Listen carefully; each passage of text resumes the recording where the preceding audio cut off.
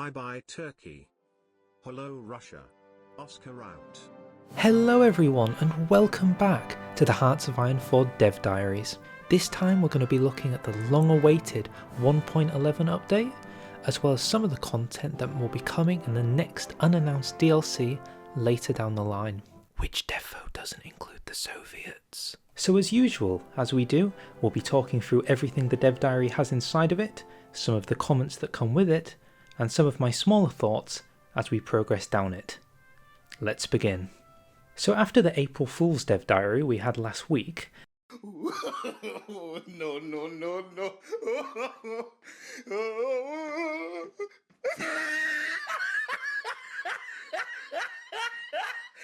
we start off with 4 key bullet points. The first one being an update called 1.10.5, which will address some exploits that were happening in multiplayer. The next is that ParadoxCon is coming up in May, so a lot of information dump will happen there. Also, a yearly anniversary is coming up for HOI4, which means they say some cool stuff and a patch is coming. Because this patch will be in June, it basically confirms that the DLC and Barbarossa will be released any time after June. And since we know that the DLC is releasing this year, we can assume that the DLC and the 1.11 Barbarossa update will be released any time between June and December 2021. But most importantly is the discussion of the 1.11 Barbarossa update and the expansion to boot, which is what this will be about.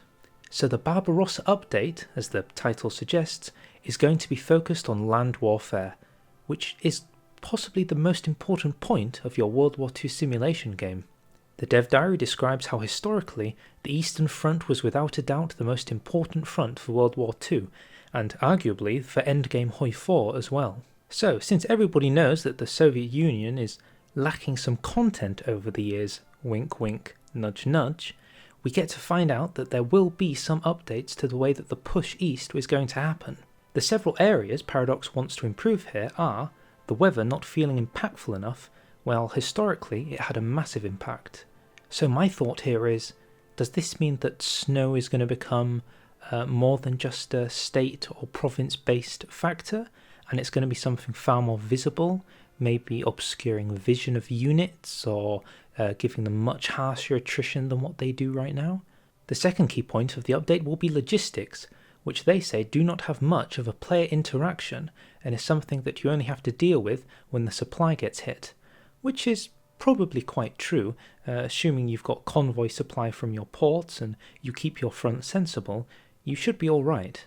And lastly, they say the division meta is going to change because for too long there's been an emphasis on large divisions. So does this mean this is the end of our 7 infantry 2 artillery builds, or the classic 40 widths we're used to building? Perhaps 10 widths are the way to go in the future. We don't know. But with speculation out of the window, let's see what the first proper feature is coming with the next update. Railroads. So in a drastic change to how the supply system is going to work in the future, supply lines will now be following railway lines. Adversely to how it worked before, where you had to check multiple map modes to see if you did or didn't have supply, we're going to have a much more visual response to see if our supply networks are working in the form of these railway lines, seen here in Scotland. Now before we go any further, can we just say, this looks pretty cool. Look at these railway lines, look at how they curve around and go everywhere. They've got little stations, they connect up to the ports. Look at that little bridge, there's a little bridge there. Aww. So as they say in the Dev Diary, as they move away from less map mode based things, they came to the conclusion that they should try and make a system focused on railways with a truck based component as a way to get more out of it with the rails. So in the new system, supply will, as usual, flow from the capital, but this time it will follow along these train tracks, as seen here in France, and move to different parts of your front line. Building up these railway lines will help transport more supply, so in a sense, building up a good supply network with literal construction is going to be the main way you can increase your supply limit and get more troops and equipment to the front lines.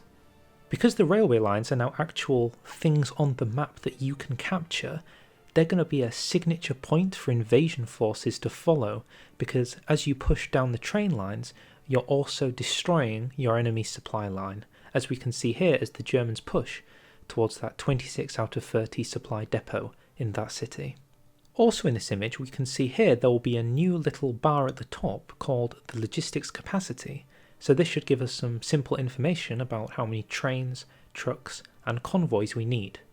Trucks in this instance is motorized, although there is potentially a use for horses if you don't have trucks, but I presume that's going to be less efficient. Moving back to Russia, where it's also important, we can also see that rivers are going to be of huge importance for the Eastern Front. Now, if you were the Germans pushing into the Soviets, you need to hold both sides of a river line in order to effectively get the supply line across. That means it's going to be difficult for you to sort of push through the Soviets when they still controlled their river line. You're going to be completely blockaded with your supply line in this form. As a side note, I wonder if that means that the best way to invade through the Soviets specifically is saying that you need to capture these bridges, because the bridges is where you'll actually get the supply through. Because if I have two provinces that are across the river, let's say here and here, I assume I'd get less resources here than I would if I owned the two provinces joined by a bridge, right? The last part of the dev diary talks about supply hubs. Now, supply hubs we kind of already had in the game, in the form of cities and naval bases. These were places where you would get some supply to your units, as they would be a direct point for the supply line to go to, but it was not very visible in how that worked. Now this is going to be far more obvious, as well as the fact that you can actually construct your own supply hubs in the form of stations for your railroads. These are actual buildings you can build in the game. Once the supply hub is built, the amount of supply the division gets depends on all of the factors that contribute to it, including the terrain that it has to travel across and the weather that it's suffering as it goes. As far as I can tell, the hope is that this is what is going to start slowing down the Germans, who have, for quite a while now, pretty quickly blasted through the Soviets the second they declared war.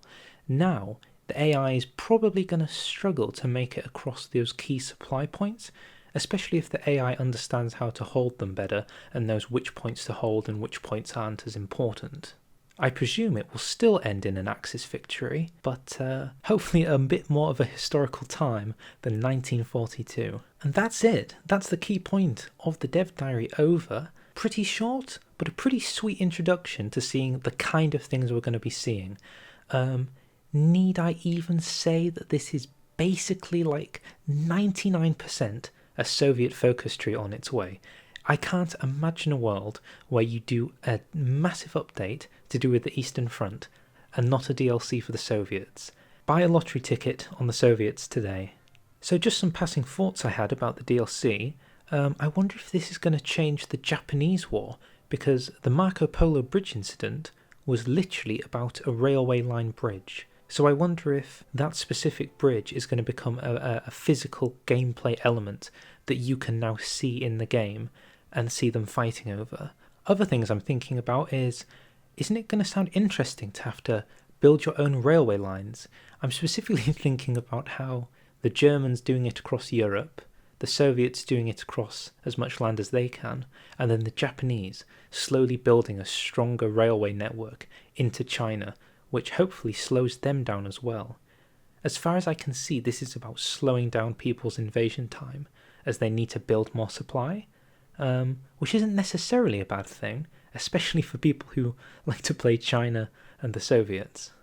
On the other hand, something I'm a bit more worried about is, if you're going to play a minor nation, are you not going to struggle for military factories in order to build the trucks and trains required for a supply network? Hopefully it won't be that bad, and the smaller you are, the less relevant it is. So the last part of the video, we're going to look at some comments from the dev diary, which give us some extra bits of information that we might have missed. So for clarification, there is a new supply hub building, but it's going to be quite expensive to build, so it's going to be quite the dedication, and it's more so about taking pre-existing supply hubs, not just building them over time. So this comment says that the clarification is the DLC is definitely releasing with the update this year, 2021. Guaranteed, stamp it, ship it, done. We also find out that the railroads themselves are 100% constructible if somebody wants to create their railroad all the way around Africa. and also get clarification that if you don't have motorized, you will be using horses, so you don't have zero supply if you don't have any trucks. So perhaps the miners are slightly more saved than they were. Another thing is that infrastructure is now down to a maximum of 5 levels. It used to be 10 maximum levels for infrastructure, so does that mean that... Another thing is that infrastructure now has a max level of 5 instead of 10 because you're going to be spending some of that time building railroads instead. The thing is that the infrastructure used to be for resource gain, so I wonder if that's going to damage the average resources that a country has because they should have built railroads instead. And the last comment is regarding if there's going to be big armoured trains and artillery trains coming in the DLC, to which all we received was a legendary winky face. Is this basically saying that we're going to get those gigantic armoured military trains with massive artillery on them that we saw in World War II but weren't really used but possibly going to be in the DLC? Maybe yes? Alright, so that's it. That's the dev diary. That's all we've got to talk about this week, but I'm sure there'll be another dev diary next week. So if you want to catch that, make sure to hit the subscribe button so you can watch the videos as they come out and I do them. But anyway, thank you very much for watching. Feel free to subscribe, feel free to like, feel free to comment, do all those things, and I'll see you all next time. Bye!